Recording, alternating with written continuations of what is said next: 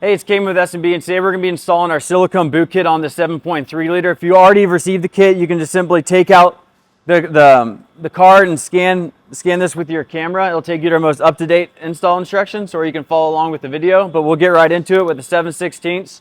Start removing the clamps on the pipes.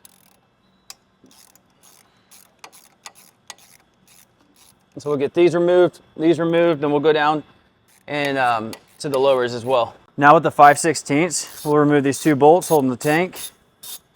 That'll give us access to the lower cold side boot. Now we're going to remove this wing nut so we can get access to this bolt. And again with the 5/16. Now I'm going to zip tie the tank out of the way so I can get access to these lower T-bolt clamps. And again with the 7/16. Now to get more space on the hot side lower pipe, we're going to remove the battery cover, which is part of the front scoop. So with the 5/16.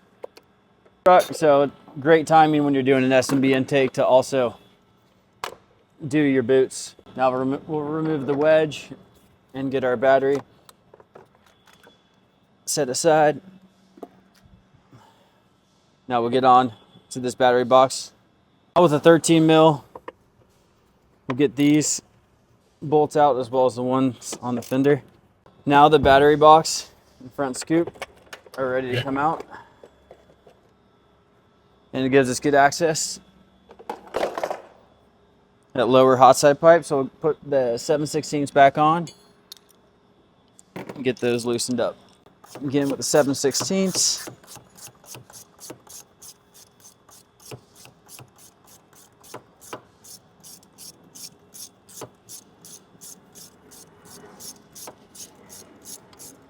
Now we're going to start removing our upper plenum. So just a hose clamp on this this clamp right here. Then we'll get removing the bracket here.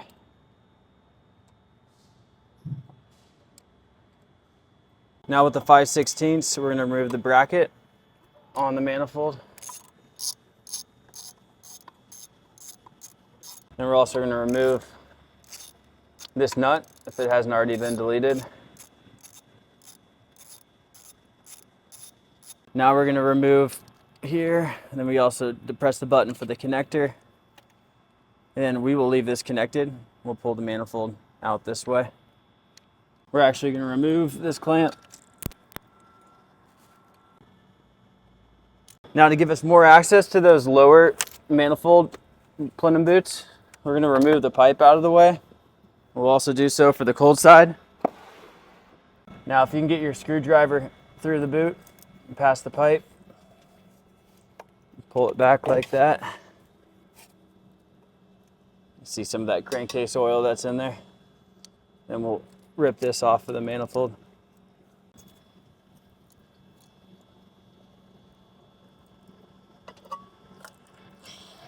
See, this is why we're replacing the manifold. That oil that's in there just starts to eat at the rubber.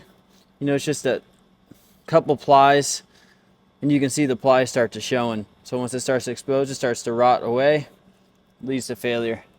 Now on the back side of this manifold, there's two hose clamps. We're using our 5/16. Get both of these loosened up. We'll go over to the other side. And again on this side.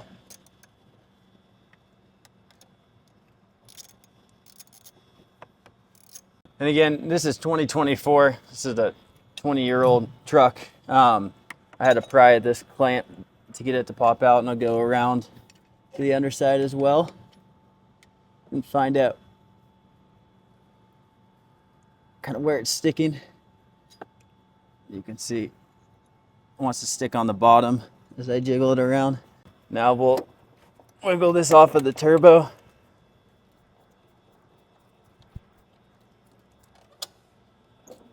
Okay, we got the clamp off.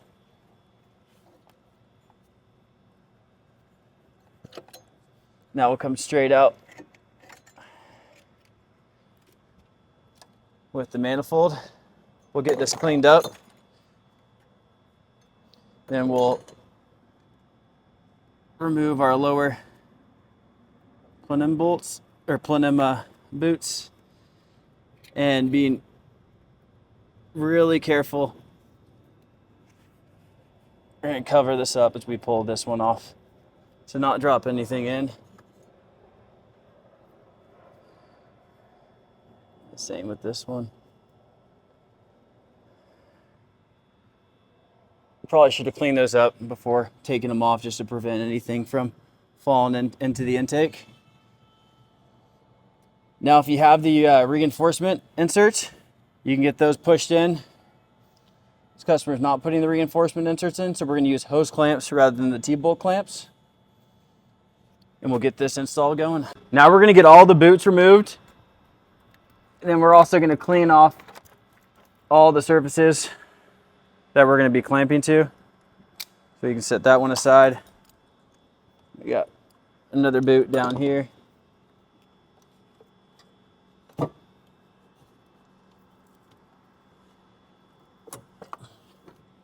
And you can see these are the 3/4 to 3 inch. This side is bigger than this side. So we'll use the S&B 3 1/4 to 3 inch.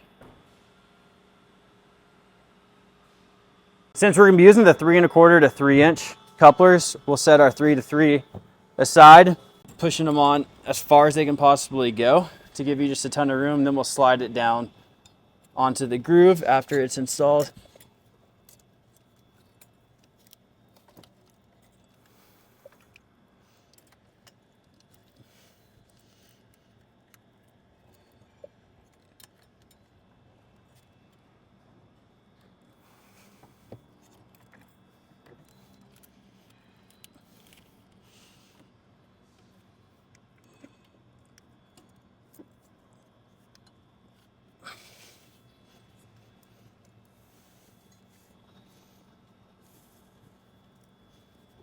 Now, I had to play with it a couple different ways. And so what I found actually worked out best is having this lower boot pushed on to the lower section, but then leaving the coupler installed on the manifold. So getting this side started first. Then after that side is, dropping it into this lower boot. So we have it installed. Now we're gonna have to fish the hose clamps. We're going to break them free, get them installed around, then we'll get them tightened up. Now, before you get the plenum hose clamps tight, you'll want to get the hose clamp on the clamp attached to the turbo situated and that's secured. Then we'll work on getting these hose clamps tightened down and seated perfectly on the manifold. Now we're going to get the lower boot ready to be installed. Again, this truck has the 3 1/4 intercooler size. So we're going to get this T-bolt clamp started here. This might need to be broken free to be able to get it installed. We'll line it up with the S&B logo so the S&B logo is upright. Again, I broke it free as much as it can. We might need to pop it. And before we get this pushed on, we'll clean off our surface just to get all the oil residue. So with some brake clean, and we'll rub around it with the rag.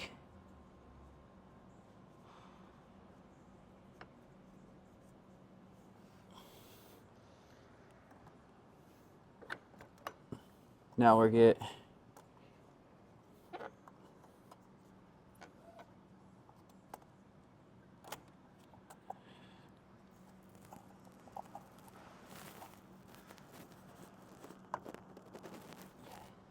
See if the boot can push past the... I wasn't able to push past the intercooler without removing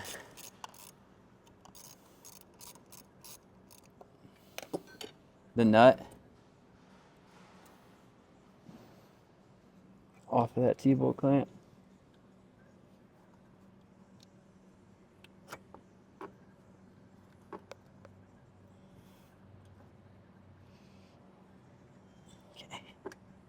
Now we got that in a good situation. We'll rotate it so we can easily get our socket on. So we'll get our nut started and get this tightened down. Get this T-bolt torqued down to 108 inch-pounds. I'll get started with my long ratchet, then move over to the torque wrench.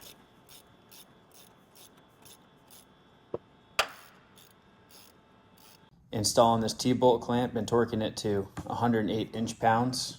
Now with the T-bolt clamps not on the coupler, we're going to put the coupler onto the pipe. You can see we're going to match up the bead with the groove in the pipe to get a nice interference fit. Then we'll put the T-bolt clamp right over the top of that, and then we'll get it shoved onto the manifold, and we'll rotate it until we see the logo.